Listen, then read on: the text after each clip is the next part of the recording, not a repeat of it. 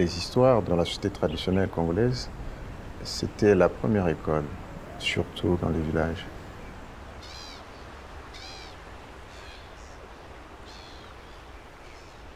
Il y avait un garçon qui s'appelait Kinoko. Et ce garçon avait refusé d'aller travailler dans les champs, qui préférait rester dans le village. Un jour, il a eu faim. Il a trouvé un nid. Il y avait des petits oiseaux dedans. Il les a pris et avec ses copains, il les a mangés.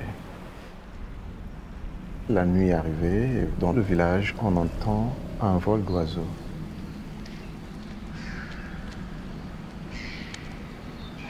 En fait, c'était la maman qui était devant et les petits derrière. La maman disait ceci. Kinoko kie, ça veut dire quel Kinoko?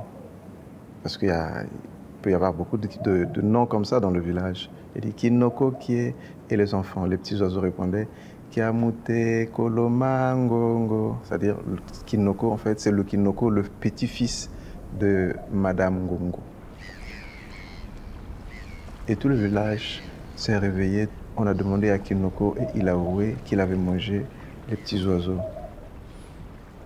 Il fallait une cérémonie, une vraie cérémonie pour exaucer le garçon qui avait commis le forfait parce qu'il avait touché là où il ne fallait pas toucher. Voilà, donc c'était ça en fait la leçon qu'il y avait dans ce conte-là. Il ne fallait pas toucher là où il ne faut pas toucher. Et quand on interdit quelque chose, il ne faut pas s'entêter, surtout quand on est enfant. Parce que les conséquences peuvent être désastreuses.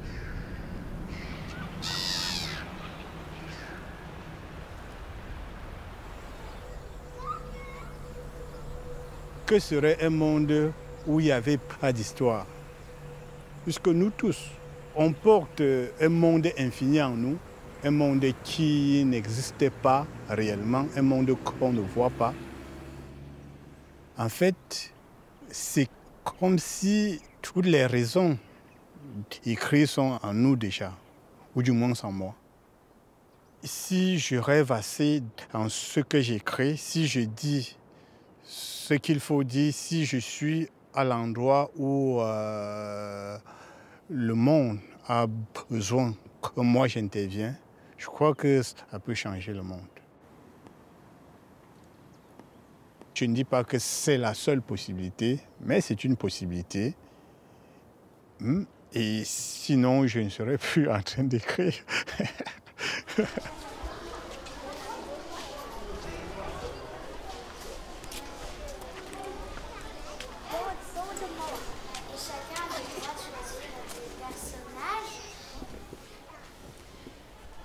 Alors j'ai une question, une petite question à vous poser d'abord. Qu'est-ce que c'est qu'un auteur?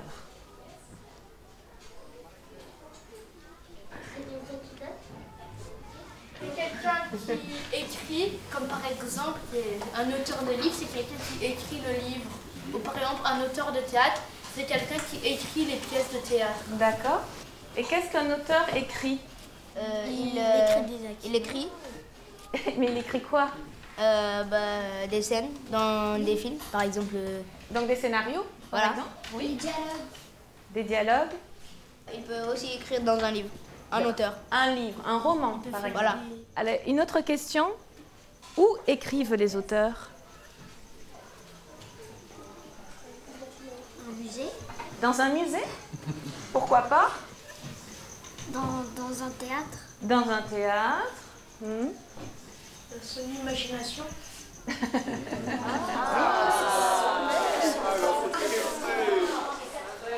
Les auteurs peuvent écrire à la maison, on peut écrire chez soi, mais on peut aussi écrire lors d'une résidence d'écriture qui est organisée exprès pour ça. Donc on a appelé 10 auteurs et on les a emmenés ici au Sénégal.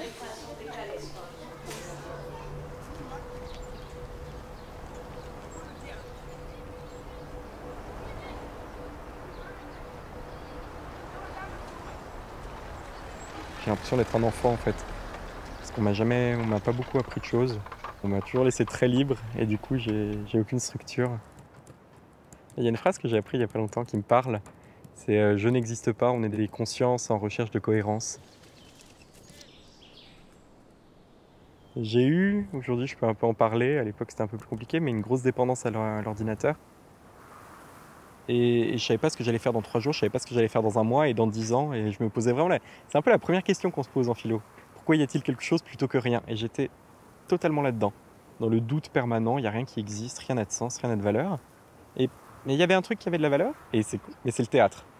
Et pourquoi le théâtre? Parce que quand j'en faisais, j'étais heureux, j'étais présent, et le théâtre me donnait de l'énergie.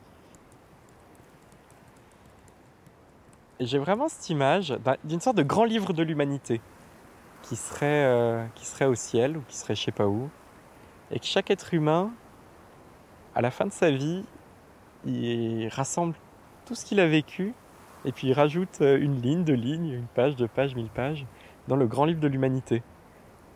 Et j'ai l'impression, tu vois, que nous on est là, on a des descendants, enfin on aura des descendants, Inch'Allah, on a des ancêtres, et qu'on se tient tous par la main pour aller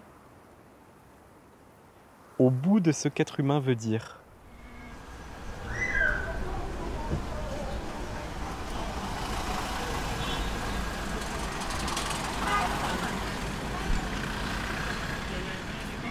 Un jour où je regardais une chaîne d'infos en continu, je regarde beaucoup ça, pas pour l'information, mais justement pour la manière dont c'est traité, parce que c'est quelque chose qui me fascine, à quel point tout va vite et en même temps on nous parle non-stop. De l'autre côté, ça défile en dessous, il y a des trucs à lire. Enfin, il y a vraiment une espèce de sursollicitation de choses parfaitement creuses, parce que l'information n'est pas du tout traitée. Donc je regarde beaucoup ça, parce que je trouve que ça permet aussi de se rendre compte d'un certain état du monde qui, moi, m'intéresse énormément.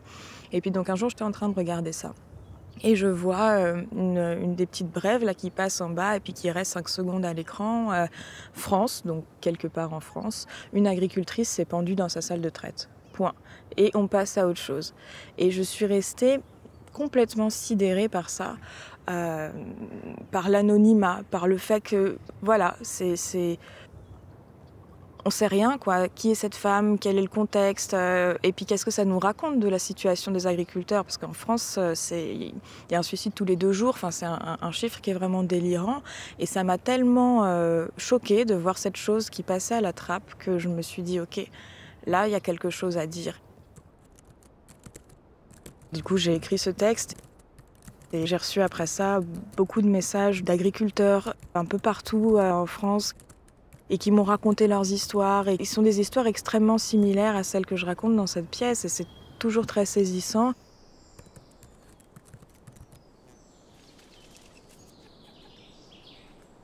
Pour l'écriture de mon 2e roman, j'ai toujours l'impression de m'être ouvert le ventre et d'avoir arraché mes tripes pour les mettre sur la table, quoi. Et c'est des choses dont on est très très seul aussi avec l'histoire qu'on porte et la manière dont ces personnages qui vivent à l'intérieur de nous et qui sont en train de sortir. Et c'est un travail aussi qui est toujours un peu difficile à expliquer. Donc c'est ouais, une sorte d'exercice de la solitude, beaucoup.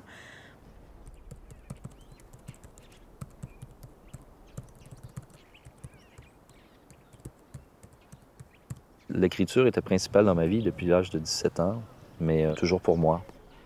Je faisais très peu lire. Mes amis savaient que j'écrivais, mais encore là, c'était pas du tout des littéraires. Parce que ça m'impressionnait, en fait. Quand j'allais dans les librairies, justement, j'étais là, ah, waouh, tel auteur, tel auteur, tel auteur. Et je pense que ça m'a un peu écrasé, en fait. J'étais tellement fasciné, tellement impressionné que je me disais, mais moi, je peux pas faire ça. Puis ça me semblait aussi lié à une sorte de prétention, genre, mais pourquoi moi j'écrirais une chose sur le monde, D'où le besoin pour moi d'être allé à l'École nationale de théâtre du Canada dans le programme d'écriture dramatique.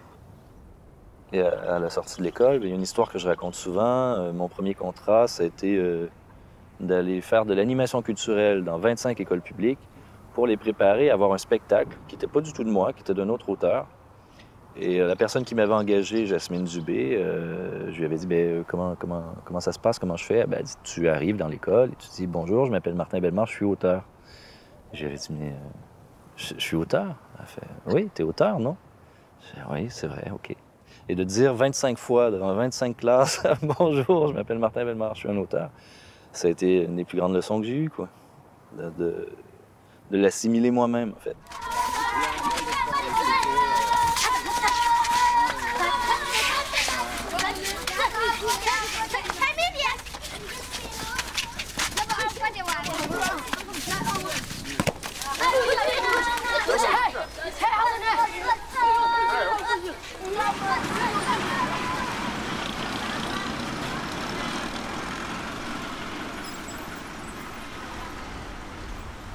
J'aime bien marcher, parce que quand je marche, ça me permet d'être au contact avec le quotidien. Les vagues qui font un bruit, que ces oiseaux qui chantent, que nous qui parlons, que la voiture qui roule qui fait un bruit, j'essaie de démontrer que tout ça, ça entre dans le champ de la nature. Et que ce champ-là est une harmonie, mais que l'homme n'a pas tous les outils qu'il faut pour ressentir cette harmonie. Et que cette harmonie-là a pour toile de fond le silence. Et tous les bruits viennent se greffer sur ce silence-là.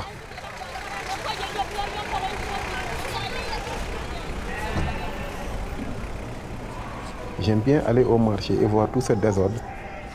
Ce désordre me permet de voir que d'autres personnes pensent que c'est ça l'ordre. Et ce que j'ai défini comme ordre n'est pas la définition de l'autre. Ce contact avec la nature physique, ce contact avec la pollution, ce contact avec le bruit, tout ceci peut devenir un peu poétique. Tout dépend du regard qu'on a sur la chose.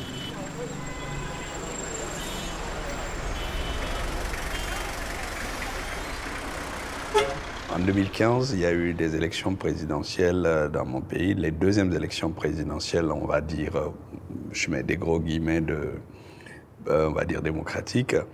Et il se trouve que j'étais au cœur de ces élections-là parce que je suis aussi le conseiller en communication du principal parti politique de l'opposition guinéenne. Il y avait des choses qui étaient très violentes vis-à-vis à la fois de la façon dont de concevoir la politique, le rapport aux élections, la question de la transparence, de la crédibilité. Donc au sortir de ces élections-là, j'avais envie de raconter ce que j'avais vécu. L'écriture ou le travail artistique en général constitue pour moi un exutoire. C'est quelque chose qui permet peut-être de mieux relativiser ce qui nous arrive parce qu'on a l'impression que pendant un moment précis dans une histoire, on a quelque chose qui nous détache de ce réel qui est violent, de cette douleur qu'on connaît tous les jours. On a besoin de se mettre à la place de Dieu pour lui proposer autre chose que ce qu'il nous a donné. Et donc peut-être qu'on lui dit que ça pourrait être ça, ce qu'on est en train de lui proposer là, ça pourrait être ça. Et peut-être avoir l'illusion qu'il pourrait nous entendre. Et que ce monde qu'on peut fabriquer, peut-être qu'avec le temps, ce monde de rêve va se transformer peut-être en réalité pour d'autres générations plus tard, parce que fondamentalement aussi, c'est ce qui fait évoluer les sociétés. C'est parce qu'il y a eu des gens qui rêvent. Tout est moins dégueulasse ici. Chez moi, c'était une petite cabane d'or. On avait un jardin. Un jardin? Je me souviens même plus comment c'est un jardin. Moi aussi, c'est beau, chaud, plein de couleurs. J'arrive pas à dire si le plus dur c'est de se rappeler ou de plus se rappeler. Je suis fatiguée. Moi aussi. On est tous fatigués. Je sais, mais je le dis quand même. Drague-moi s'il te plaît. T'as des poux? Non, merci.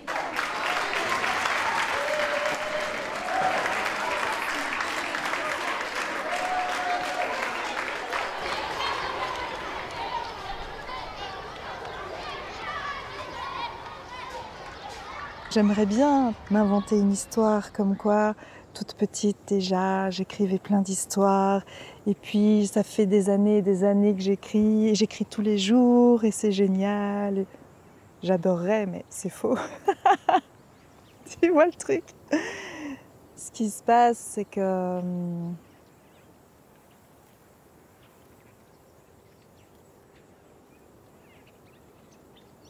j'ai écrit souvent parce qu'on me le demandait, en fait, pour être honnête, si je suis honnête. J'ai écrit parce que je voulais être en dialogue avec des êtres. J'ai écrit parce que je voulais comprendre des choses de moi-même ou du monde. J'ai écrit parce que je ne savais pas quoi faire. Alors je me suis dit, je vais écrire. Ça, c'est la vérité, ouais.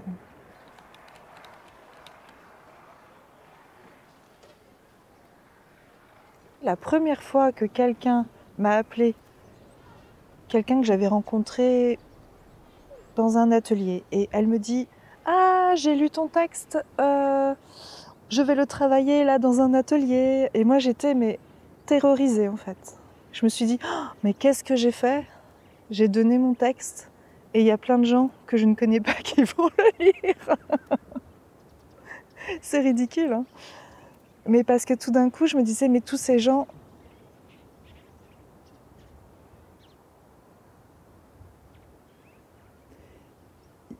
Ils vont me connaître. Est-ce que j'ai envie qu'ils me connaissent? Je suis pas sûre, en fait.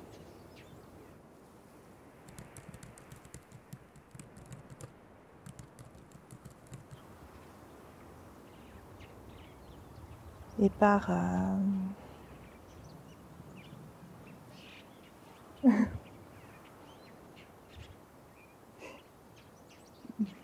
parce que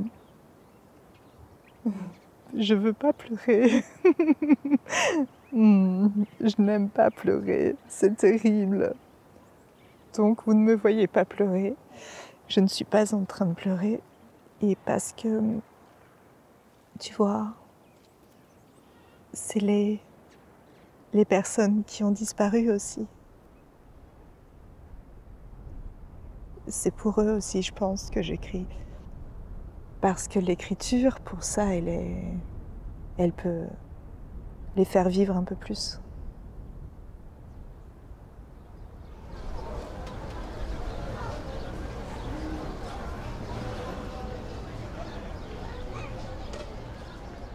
Pendant 8 ans, j'ai écrit une vingtaine de pièces de théâtre sans jamais recevoir un avis de lecture de la part de metteurs en scène, de maisons d'édition, rien. Pendant 8 ans. Mais je me suis accroché et j'ai continué et je me disais, je vais y arriver, ça va venir, je sais, j'ai quelque chose à dire. Dans cette première pièce, j'ai posé le regard sur un homme qui travaille dans une administration et un réfugié qui arrive. C'était 2 monologues confrontés, sans jugement, sans... Et en fait, je me suis rendu compte que ça marchait très très bien, que les gens étaient totalement interpellés par ça. Parce que je pense qu'elle pose une bonne question, elle met en évidence des êtres humains qui ne se comprennent pas, tout simplement. Le monde dans lequel je vis me met en colère très souvent, parce que c'est vrai que comment ne pas l'être? Ou alors on est cynique, on prend de la distance et on ne réagit plus à rien, ou bien on prend les trucs à bras-le-corps. Et moi, ma manière de réagir, c'est écrire. Donc, c'est vrai, oui, quand j'écris une pièce de théâtre, je suis généralement en colère. C'est le moteur, le carburant qui me pousse et qui me fait réfléchir. Et c'est dans la colère que je trouve... cette langue, en fait, je pense, cette langue dont je parle depuis tout à l'heure, c'est là que je vais chercher ce langage qui, pour moi, doit interpeller le spectateur et le secouer autrement que dans le quotidien, quoi.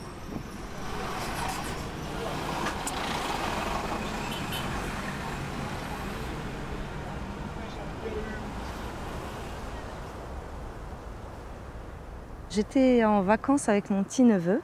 Et je me suis dit, tiens, j'ai envie de lui raconter une histoire. Alors, c'est l'histoire d'une petite fille qui travaille au marché.